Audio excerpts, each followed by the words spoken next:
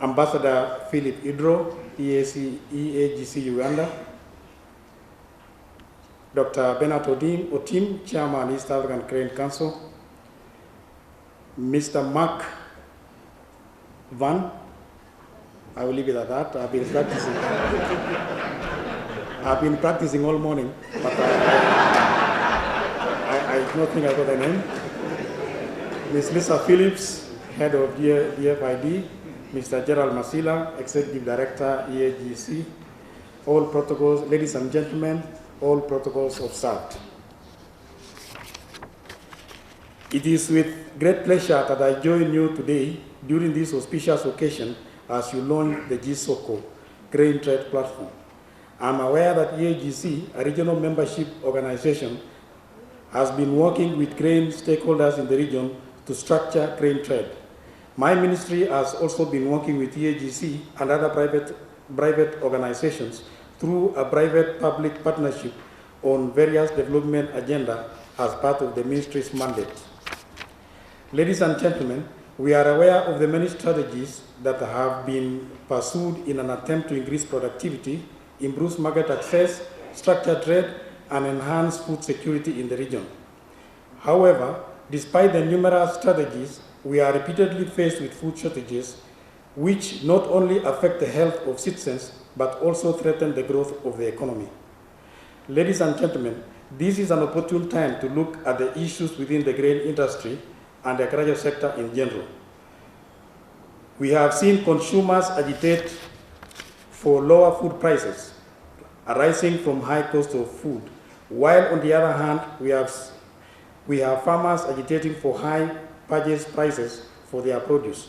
As a policymaker, I'm faced with the dilemma of balancing the two. Ladies and gentlemen, this scenario puts the sector in a perpetual vicious circle. But as stakeholders in the agricultural sector, we must get together and provide the solutions to get out of these issues.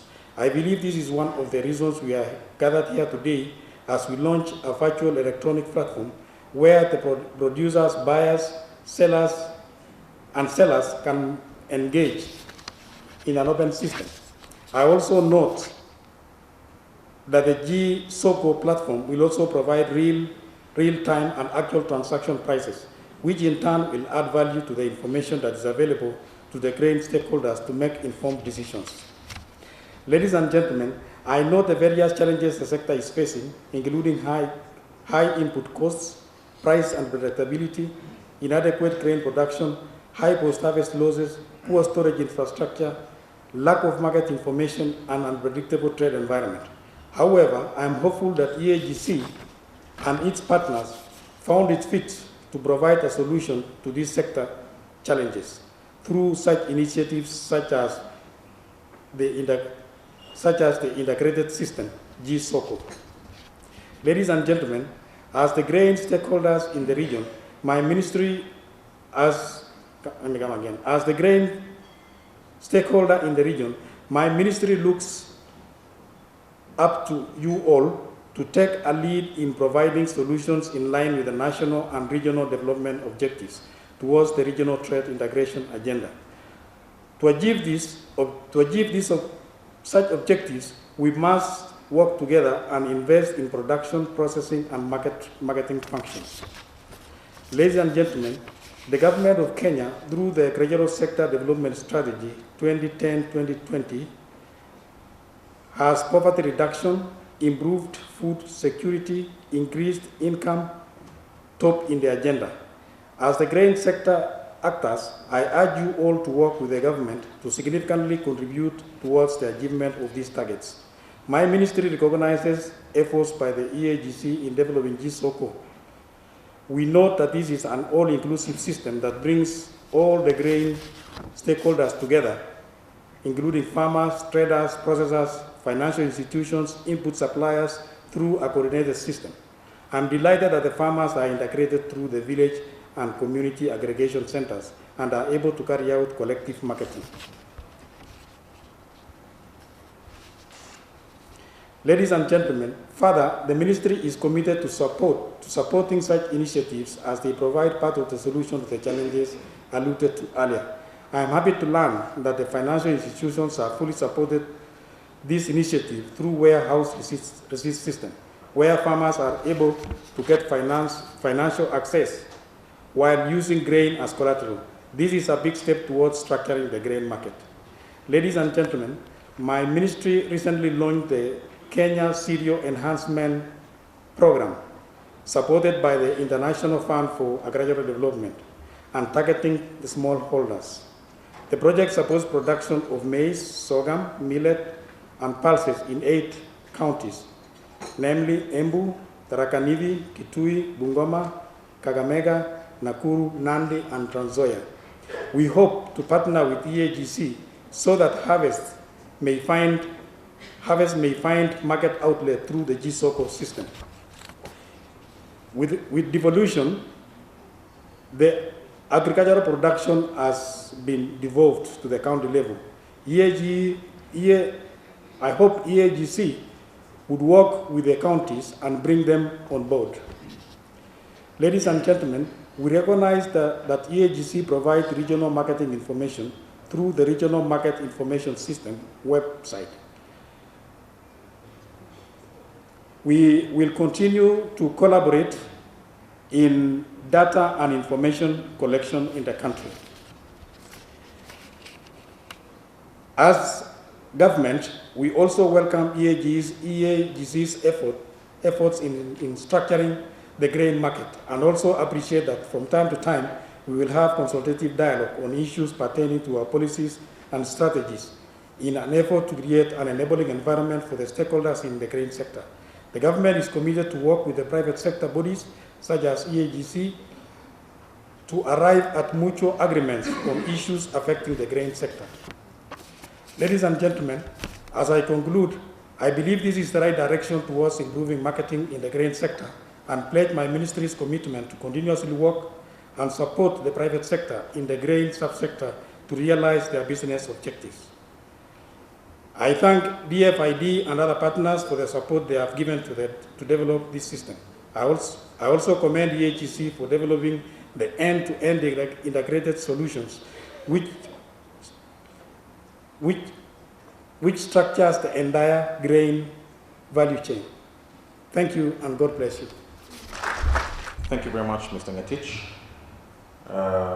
It's always difficult to deliver a speech written by and for someone else, but I think you performed extremely well, almost to the level of my cousin Barak. The next person I want to invite up here is not so much to make a speech, but just to say 1 or 2 words and help us move along what we're trying to do here. It's Ambassador Philip Edro from EAGC Uganda. So you must be asking yourself why we changed the farmer's name from Mr. Kamau to Mrs. Fatuma Juma. Is because sometimes we as Kenyans get very parochial. We tend to think we're only of ourselves. But EAGC is the Eastern African Grain Council. So we do need to recognize the fact that it does serve farmers from many, many, many countries. We've heard from some of them this morning, representatives of the governments and the farmers in this country. So that's partly why we've expanded it slightly. But Mr. Kamau can always marry Mrs. Fatuma Juma, so he's still relevant to us. So Ambassador Edro from EAGC Uganda, please come up. I'm speaking on behalf of the warehouse people, and I think it is important that I don't just make a few remarks. So I beg to disagree on the fact that we are the purpose on which you are all here.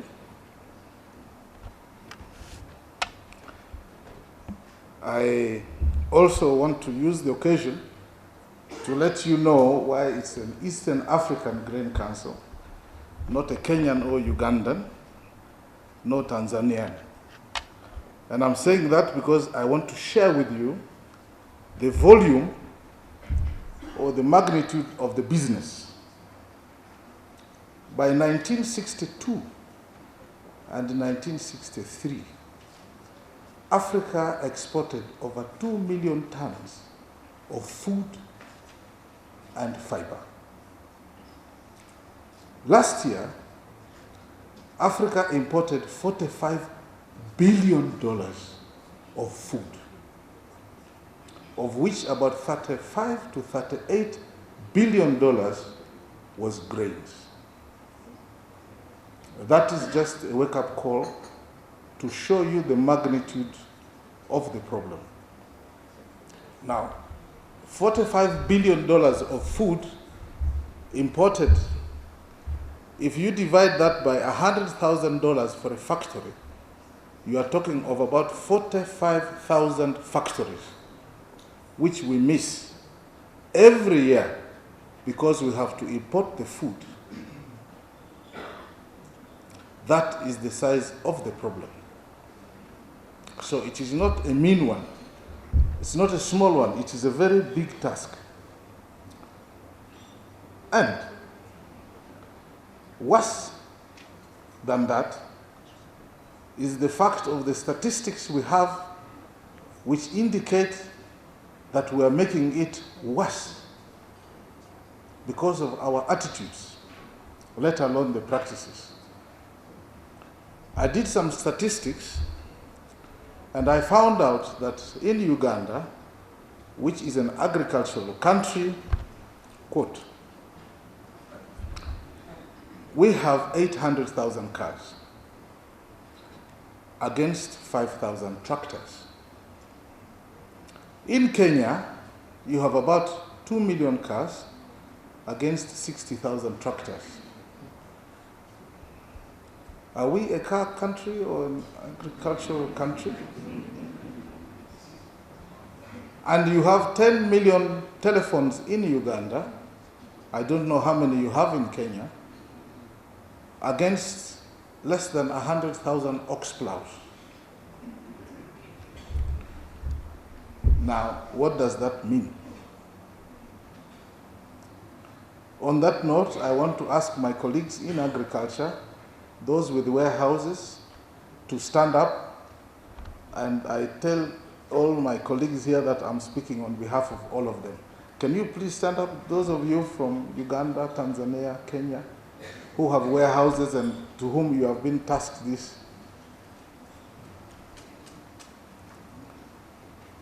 Yes, I'm speaking on behalf of you all. You may sit down.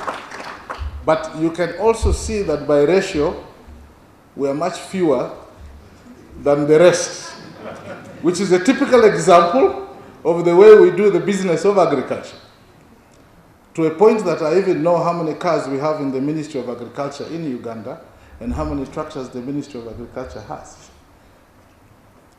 I'm trying to make a point on this, and I think I'm loud and clear.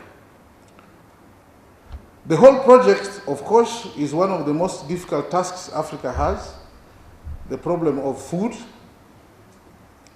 It's the biggest challenge today when it shouldn't be. Because when we were exporting food in the 1960s, there were no mobile telephones.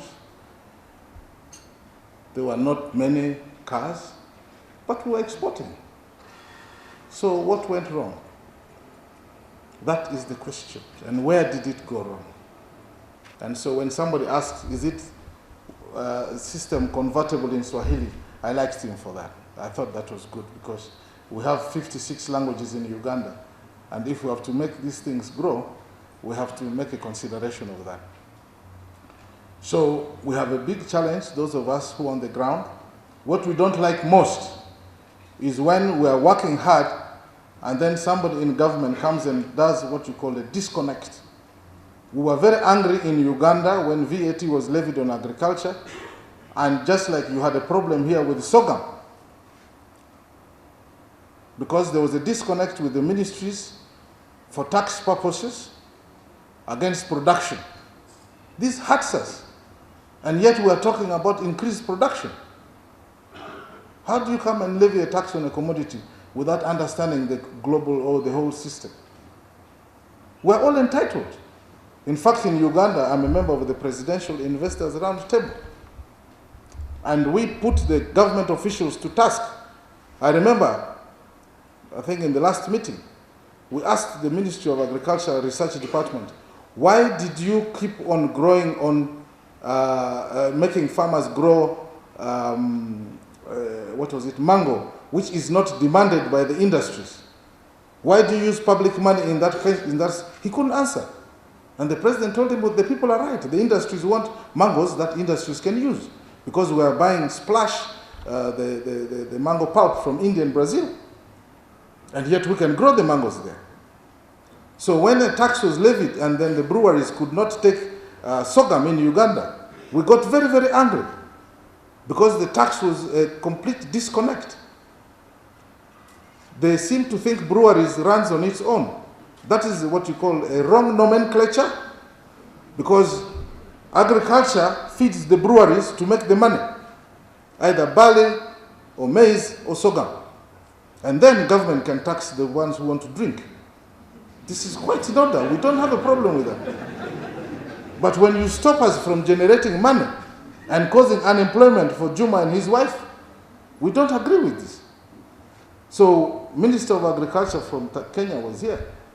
I'm not a member of your presidential roundtable of Tanzania, but if you were in Uganda, I would ask you a few serious questions, because this is an African problem, and the African intellectuals have a right to demand the governments must perform.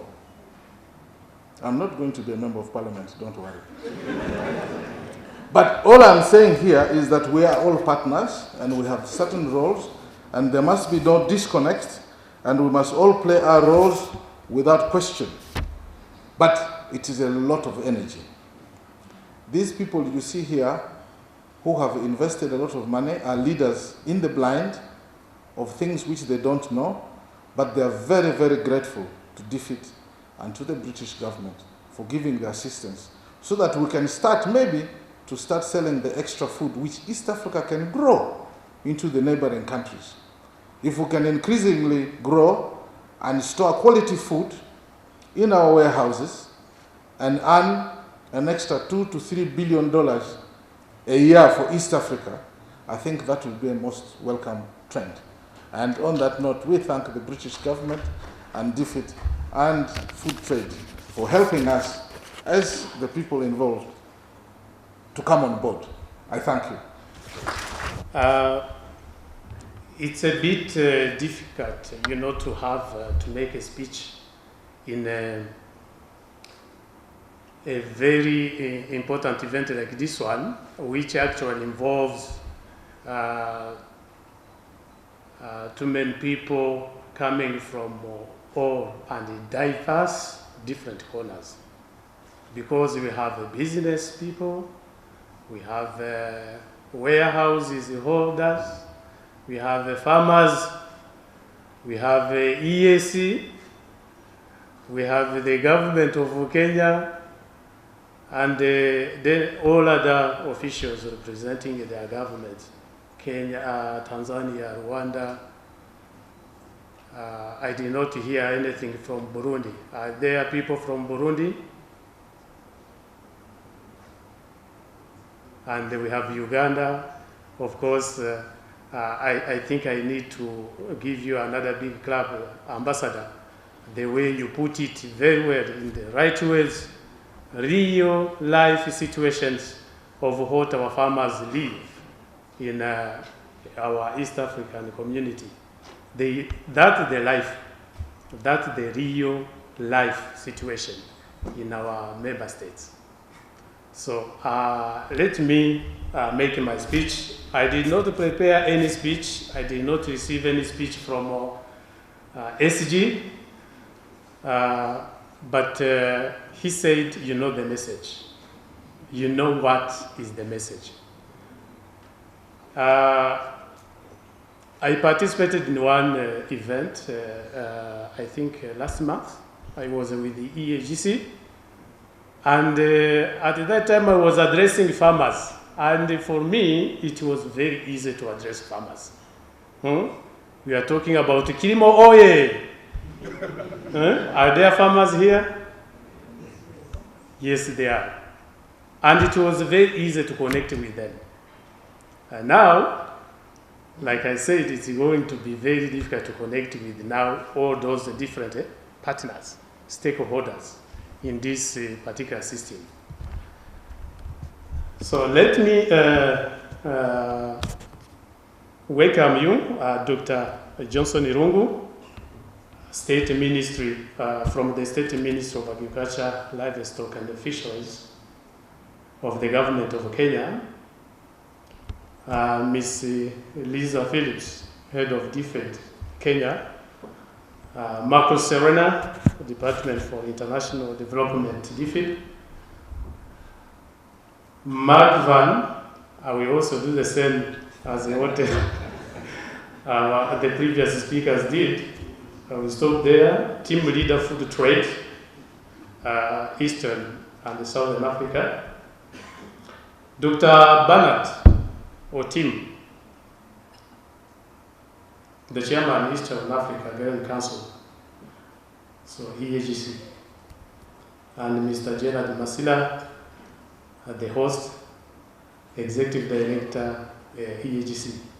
Welcome all to this very important event, very important function to launch the G-Soko. Before I proceed, may I apologize on behalf of SG. Of course, I'm representing him here. I did not manage to come. I had some other important commitments like this one, which are meant to spearhead the integration agenda in all corners of life of citizens, people of East Africa. So, but now the sector in which he is now, in Dar es Salaam, is on health. That is one of the sector which reaches out to many people, lives in the East African community. But now I am here. I like what the other speaker said. I'm sure he feels he's very well represented. And I feel I will represent him as he likes. So his key message is to say, to thank first the EAGC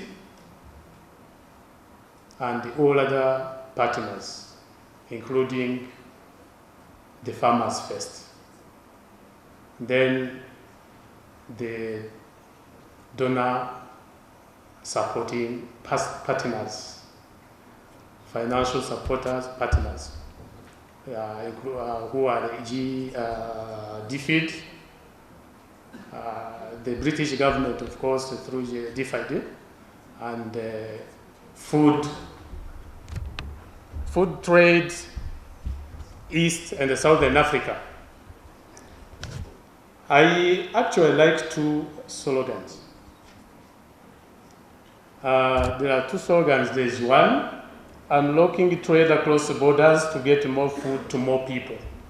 That is FoodTrade, ESA. And the EAGC comes with another one, unleashing innovation and technology potential to increasing value addition and improving trading systems of grains.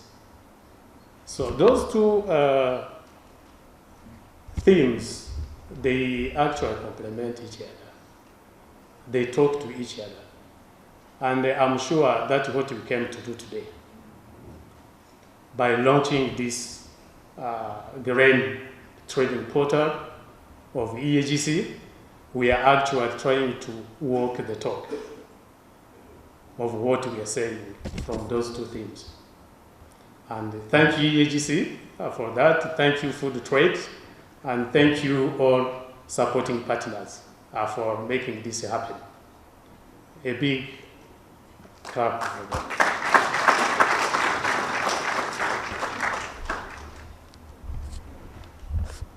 In my speech, I'm going to talk about 4 points, maybe. What is EAC? Why I put this, I will tell you. And collaboration with the EAGC. How does EAC collaborate with EAGC and how and when did that collaboration started. So the reason, that is the rationale that I am here. Then EAGC Grain Trading Portal, what they told me about it, I heard from all the previous speakers. It is a very, because of the media asked me, no, the members of the media did not ask me any question about EAC. And Gerald has been talking about the guest of honor. I don't know whether I am one, but anyway, I represent the guest of honor. And that guest of honor is East African Community. East African Community is a community whose purpose is to ensure there is integration into all corners of lives of people and citizens of East Africa. We have how many countries for now? We have Burundi, we have Kenya, we have Rwanda, then Uganda and Tanzania.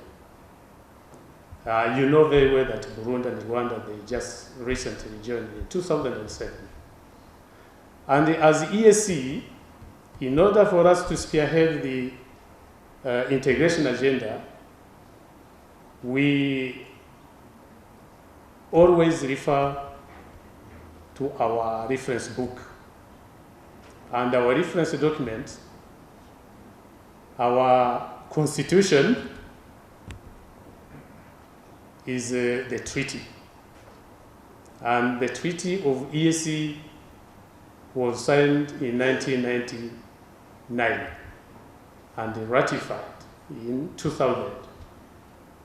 So all countries of EAC are there to what? To the spirit, of the treaty. And whatever we do, whatever action we carry out, that action comes, refers to the treaty.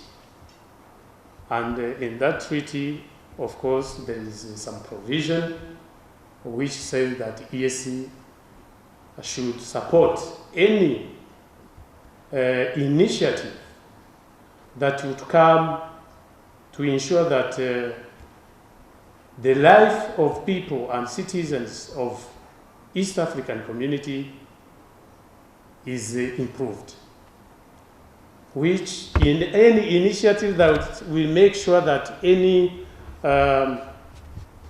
the citizens of East Africa can have food on the table, or they can have a greater benefits from whatever they do.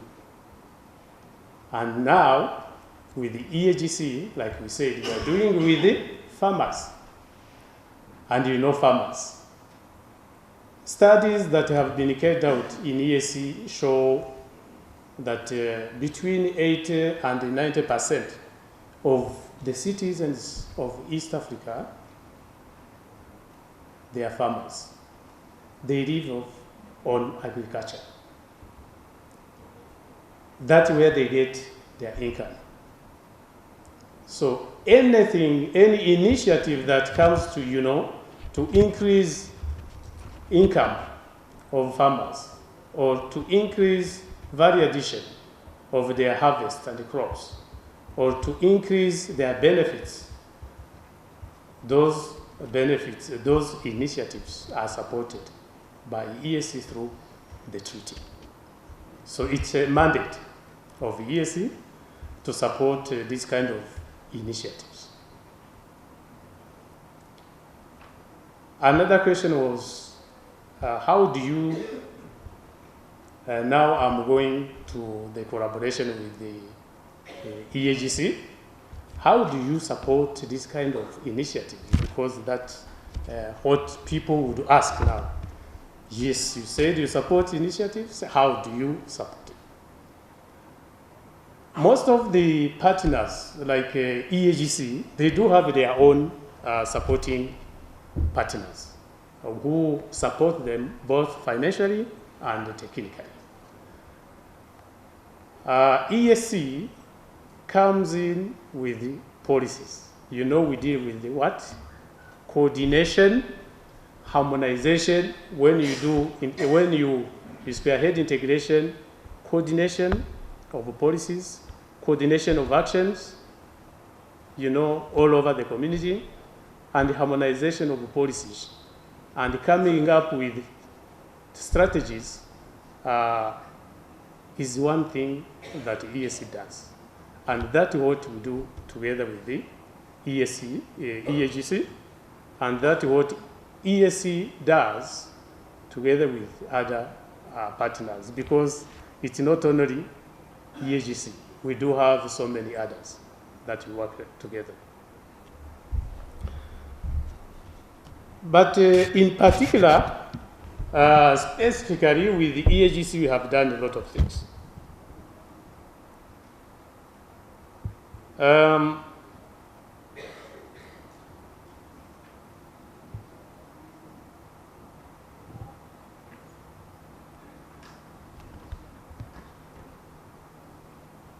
We have a very sustainable collaboration relationship, working relationship with the EAGC.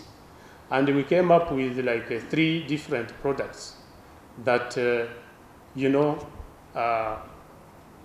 aim at, spearheading or increasing the productivity and the value addition in the agriculture sector. And some of them, because I want to name all,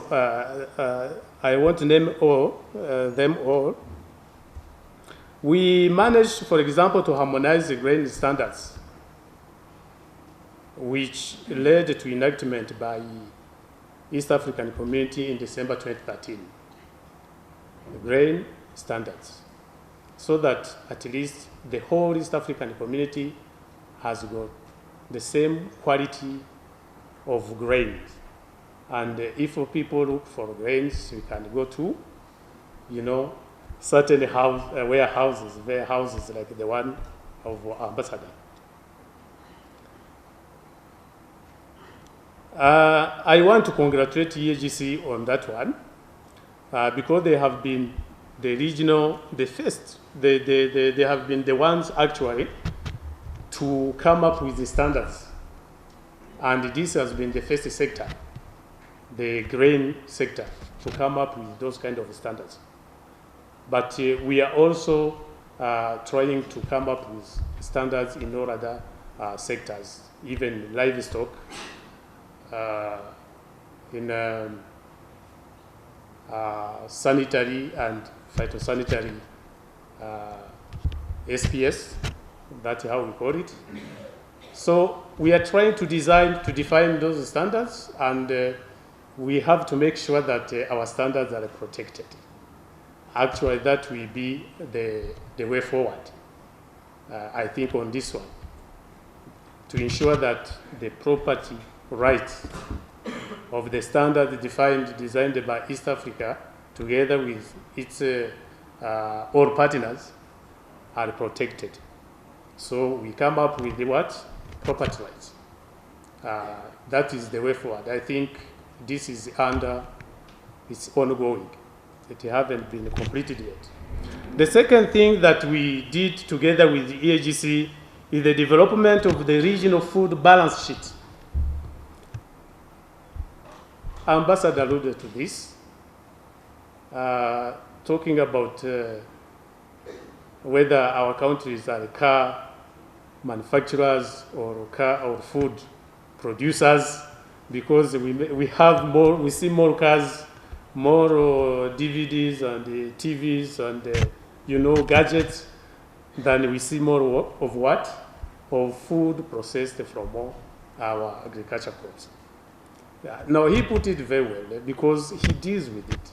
That is his daily life, everyday life. That was wonderful. It really touched me.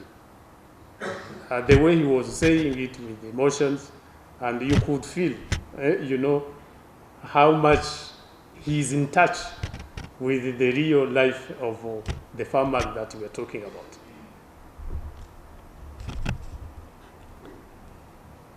On this one now, the balance sheet. Because when we talk about the balance sheet, those people who did accountant, balance sheet is something which shows what is going in and what is coming out.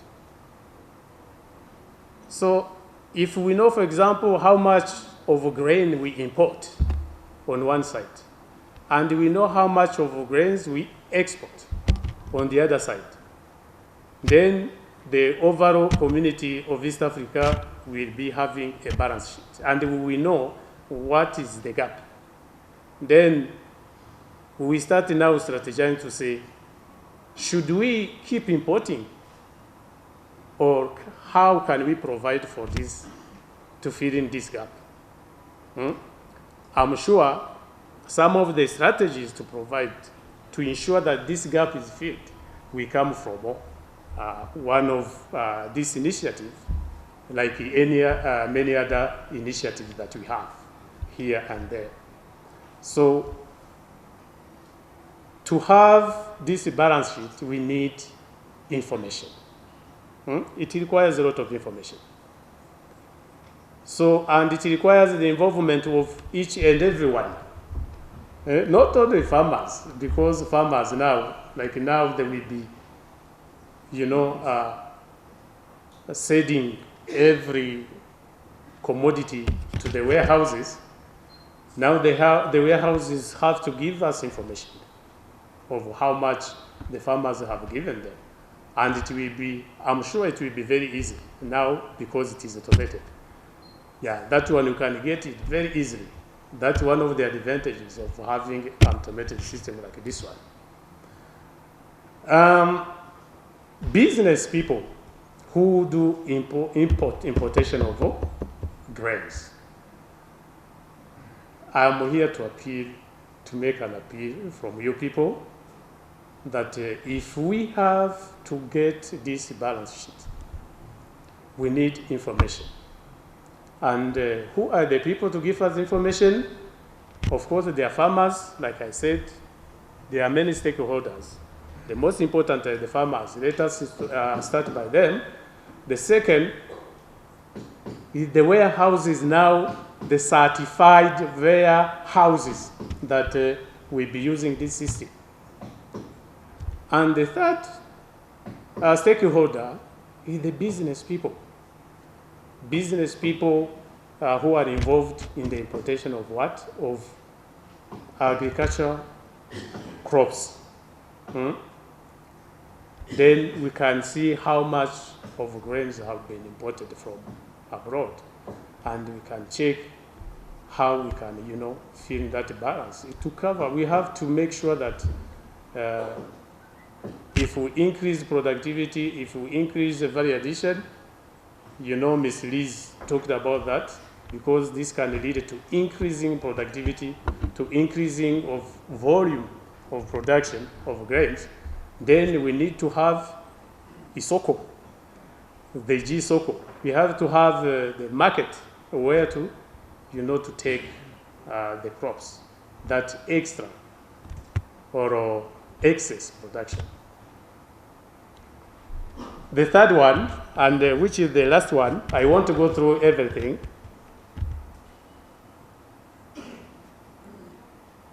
We, together with EAGC, we developed a strategy, policy and a strategy for aflatoxin control. And we are even trying to see how we can come up with you know, a